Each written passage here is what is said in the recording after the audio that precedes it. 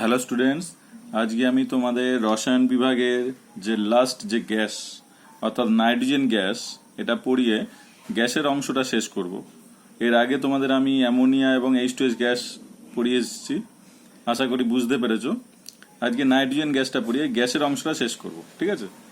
তাহলে nitrogen gas পরীক্ষাগার প্রস্তুতির যে উপকরণগুলো লাগে সেগুলো হচ্ছে, একটা হচ্ছে NaNO2 অর্থাৎ সোডিয়াম নাইট্রাইট, আর একটা হচ্ছে অ্যামোনিয়াম ক্লোরাইড, ঠিক আছে? তাহলে পরীক্ষাগারে সোডিয়াম নাইট্রাইট অ্যামোনিয়াম ক্লোরাইডের 1:1 অনুপাতে বিক্রিয়া ঘটিয়ে নাইট্রোজেন গ্যাস প্রস্তুত করা হয়। সেই বিক্রিয়া সেট আপটা তোমাদের বইয়ে আছে, একটু দেখবে। সেটা হচ্ছে একটা গোলতল ফ্লাক্স নেওয়া হয়েছে, গোলতল ফ্লাক্সের মধ্যে একটা দীর্ঘ নল ফানেল প্রবেশ করানো আছে, হ্যাঁ, আর একটা নির্গম নল প্রবেশ করানো আছে।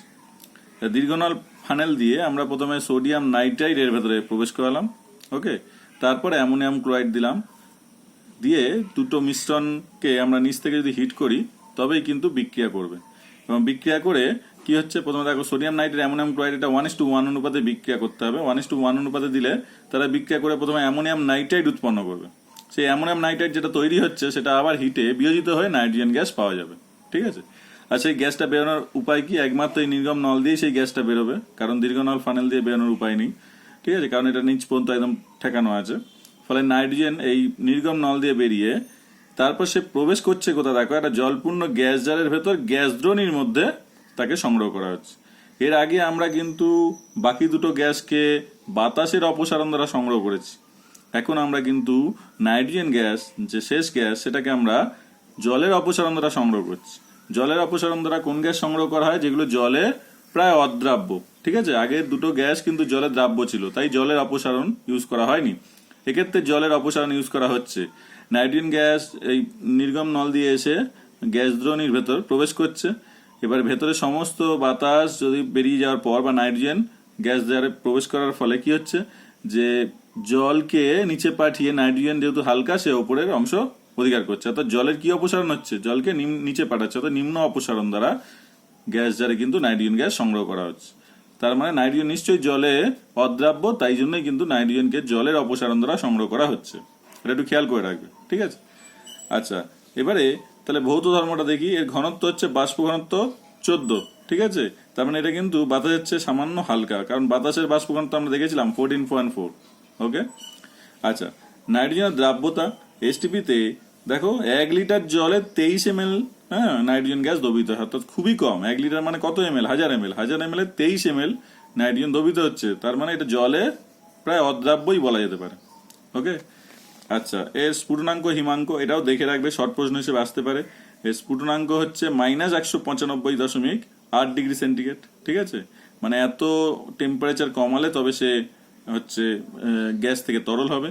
আর হিমাঙ্ক হচ্ছে -209.8 ডিগ্রি সেন্টিগ্রেড, অর্থাৎ এই টেম্পারেচারে আনলে তবে সে কঠিনে পরিণত হবে, ওকে। আচ্ছা, এই রাসায়নিক ধর্মটাও দেখে রাখবে, ইম্পর্টেন্ট আছে। সেটা হচ্ছে কি, যে যদি ম্যাগনেসিয়াম ফিতাকে নাইট্রোজেন গ্যাস জারে প্রবেশ করালে, জ্বলন্ত ম্যাগনেসিয়াম ফিতা কে নাইট্রোজেন গ্যাসপূর্ণ গ্যাস জারে প্রবেশ করালে ম্যাগনেসিয়াম নাইট্রাইট Mg3N2 সাদা গুঁড়ো উৎপন্ন হয়, ঠিক আছে? আমরা জানি ম্যাগনেসিয়ামের যোজ্যতা 2 আর নাইট্রোজেনের যোজ্যতা 3, ফলে সংকেতটা কিন্তু Mg3N2 এরকম হচ্ছে, ওকে। তাহলে ম্যাগনেসিয়ামের সাথে নাইট্রোজেনের বিক্রিয়া ম্যাগনেসিয়াম নাইট্রাইটের সাদা গুঁড়ো উৎপন্ন হয়। সেই যেটা তৈরি হলো না, তাকে যদি জলের ওপর দিয়ে চালনা করা হয়, অতিরিক্ত জলের ওপর দিয়ে যদি পাস করা হয় ম্যাগনেসিয়াম নাইট্রেটকে, তাহলে বিক্রিয়া করে ফার্দার বিক্রিয়া করবে, দিয়ে ম্যাগনেসিয়াম হাইড্রোক্সাইড আর তার সাথে অ্যামোনিয়া গ্যাস পাবো, ওকে। তাহলে এটা দেখে রাখবে, ইম্পর্টেন্ট বিক্রিয়া আছে। এরপর হচ্ছে অক্সিজেনের সাথে বিক্রিয়া। অক্সিজেনের সাথে বিক্রিয়া কি? নাইট্রোজেন আর অক্সিজেনের বিক্রিয়া তড়িৎ স্পুলিং এর উপস্থিতিতে হাই টেম্পারেচার অর্থাৎ 3000 ডিগ্রি সেন্টিগ্রেড উষ্ণতায় নাইট্রোজেন আর অক্সিজেনের বিক্রিয়ায় নাইট্রিক অক্সাইড গ্যাস তৈরি হয়। দুটো গ্যাসের বিক্রিয়া আর একটা গ্যাস উৎপন্ন হওয়ার উদাহরণ কিন্তু এইটা, ঠিক আছে? তাহলে হাই টেম্পারেচারে কিন্তু এই বিক্রিয়াটা হয়ে থাকে। আচ্ছা, হাইড্রোজেনের সাথে বিক্রিয়া। নাইট্রোজেন আর হাইড্রোজেনের বিক্রিয়া এর আগেও আমরা কিন্তু অ্যামোনিয়া প্রস্তুতির সময় পেয়েছিলাম যে নাইট্রোজেন আর হাইড্রোজেনের মিশ্রণকে যদি 550 ডিগ্রি সেন্টিগ্রেড উষ্ণতায় উত্তপ্ত করা হয়, 200 অ্যাটমসফিয়ার চাপে, মলিবডেনাম উদ্দীপকের উপস্থিতিতে আর আয়রন চূর্ণ, হ্যাঁ, অনুঘটকের উপস্থিতি যদি বিক্রিয়া ঘটানো হয়, তাহলে অ্যামোনিয়া গ্যাস পাওয়া যায়। আর তার সাথে কিন্তু তাপ উৎপন্ন হয়, অর্থাৎ এটা তাপ উৎপাদক বিক্রিয়া। তাহলে এই যে জি মানে হচ্ছে গ্যাস, তাহলে দুটো গ্যাসের বিক্রিয়া, একটা গ্যাস উৎপন্ন হয় উদাহরণ কিন্তু এটাও তার উদাহরণ, ঠিক আছে? আচ্ছা, ক্যালসিয়াম কার্বাইডের সাথে বিক্রিয়া। ক্যালসিয়াম কার্বাইডের সাথে নাইট্রোজেনের বিক্রিয়া, সেটাও হাই টেম্পারেচারে হয়। ওকে, দিয়ে তৈরি হয় ক্যালসিয়াম সায়ানামাইড, CaNCN, এটাকে CaCN2 বলেও লেখা হয়, অনেক বইতে CaCN2 দেওয়া আছে। ক্যালসিয়াম সায়ানামাইড আর কার্বনের ধূসর মিশ্রণ উৎপন্ন হয়। এই ধূসর মিশ্রণটাকেই নাইট্রোলিম বলা হয়, যেটা জমিতে রাসায়নিক সার হিসেবে ব্যবহৃত হয়। ঠিক আছে, তাহলে সেই যে নাইট্রোলিম সার তৈরি হলো, তাকে যদি জলের উপস্থিতিতে চালনা করা হয়, তাহলে ক্যালসিয়াম কার্বনেট তৈরি হচ্ছে, তার সাথে অ্যামোনিয়া গ্যাস পাওয়া যাচ্ছে। ওকে, তাহলে এটা নাইট্রোলিম যেটা, সেটা রাসায়নিক সার হিসেবে ব্যবহার করা হয়, বা এটাকে অজৈব সারও বলা হয় থাকে। আর নাইট্রোজেন ঘটিত জৈব সার আমরা কিন্তু আগে পেয়েছি, যেমন হচ্ছে ইউরিয়া, নাইট্রোজেন ঘটিত জৈব সার। তাহলে এই কটা বিক্রিয়া কিন্তু খুব ইম্পর্টেন্ট। আর একটা কি, সেটা হচ্ছে যে কিভাবে বাতাসের নাইট্রোজেন মাটিতে মেশে, বা উদ্ভিদরা কিভাবে নাইট্রোজেন যুক্ত পুষ্টি বা খাবার সংগ্রহ করে, সেই সাইকেলটা একটু দেখে রাখবে, সেটা ইম্পর্টেন্ট, পরীক্ষায় দেয়। তাহলে নাইট্রোজেনের আবদ্ধীকরণ, বাতাসের যে নাইট্রোজেন, সেটা ওই বৃষ্টিপাতের সময় বজ্রপাত হলে, ঠিক আছে, তাহলে তড়িৎ স্ফুলিঙ্গের উপস্থিতিতে সেটা বাতাসের অক্সিজেনের সাথে বিক্রিয়া করে নাইট্রিক অক্সাইড তৈরি করছে, যেটা একটু আগে দেখলাম, নাইট্রোজেন অক্সিজেনের বিক্রিয়া NO, নাইট্রিক অক্সাইড তৈরি হয়। সেই নাইট্রিক অক্সাইড অতিরিক্ত অক্সিজেন বাতাসের অক্সিজেনের সাথে বিক্রিয়া করে নাইট্রোজেন ডাইঅক্সাইড তৈরি করছে। ওকে, তাহলে NO2 তৈরি হলো, বাতাসের নাইট্রোজেন অক্সিজেনের সাথে বিক্রিয়া করে NO হলো, NO থেকে NO2 হলো। সেই NO2 নাইট্রোজেন ডাইঅক্সাইড গ্যাস, সে বৃষ্টিপাতের সময় বৃষ্টির জলের সাথে মিশে সে কি তৈরি করছে, নাইট্রিক অ্যাসিড। তাহলে NO2 বৃষ্টির জলের সাথে বিক্রিয়া করে নাইট্রিক অ্যাসিড আর নাইট্রাস অ্যাসিড তৈরি করছে।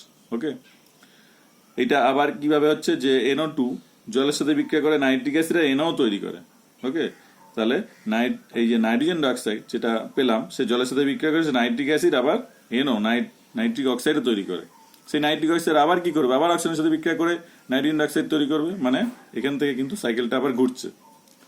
যাক, সেই যে নাইট্রিক অ্যাসিড তৈরি হলো, সেটা মাটিতে উপস্থিত, সেই নাইট্রিক অ্যাসিড কি মাটিতে মিশছে, বৃষ্টির জলের সাথে মাটিতে পড়ছে, জমিতে পড়ছে, সেখানে মিশছে, দিয়ে মাটিতে যে ক্ষারকীয় পদার্থ আছে, ক্ষারীয় পদার্থ, সে কি করবে, অ্যাসিডের সাথে বিক্রিয়া করবে, দিয়ে কি তৈরি করবে, লবণ তৈরি করবে। কি জাতীয় লবণ, নাইট্রেট লবণ। এটা দ্রাব্য, ফলে কি হচ্ছে, জলে মিশে সে মাটিতে জমা হচ্ছে, জলের সাথে মিশে। সেই লবণকে উদ্ভিদ মূলের সাহায্যে বা মূলরোমের সাহায্যে সংগ্রহ করছে খাদ্য তৈরিতে, ফলে কিন্তু এই নাইট্রেট লবণ সমূহ সংগ্রহ করে উদ্ভিদরা প্রয়োজনীয় প্রোটিন সংশ্লেষ করছে। এইভাবে কিন্তু সাইকেলটা ক্রমাগত চলছে। অর্থাৎ বাতাসের নাইট্রোজেন সে বাতাসের অক্সিজেনের সাথে বিক্রিয়া করে NO তৈরি করছে, অতিরিক্ত অক্সিজেনের সাথে বিক্রিয়া করে NO2 তৈরি করছে, বৃষ্টির জলের সাথে বিক্রিয়া করে নাইট্রিক অ্যাসিড তৈরি করছে, আর কি মাটিতে যে ক্ষারীয় পদার্থ আছে, সে অ্যাসিডের সাথে বিক্রিয়া করে লবণ তৈরি করছে, নাইট্রেট লবণ, যেটা জলে গুলে আছে।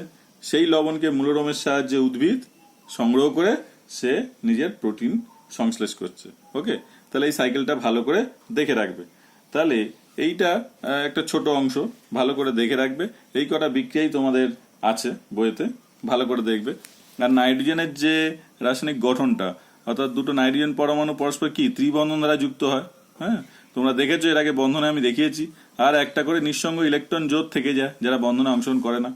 ফলে ত্রিবন্ধন অত্যন্ত শক্তিশালী হওয়ার জন্য কি এই বন্ধনকে ভাঙতে অনেক বেশি শক্তি লাগবে। ফলে কি তারা সহজে ভাঙতে চাইবে না। না ভাঙার জন্য এরা কি হয়ে থাকে, এটা সাধারণত ইনার্ট বা নিষ্ক্রিয় হয়ে থাকে নাইট্রোজেন।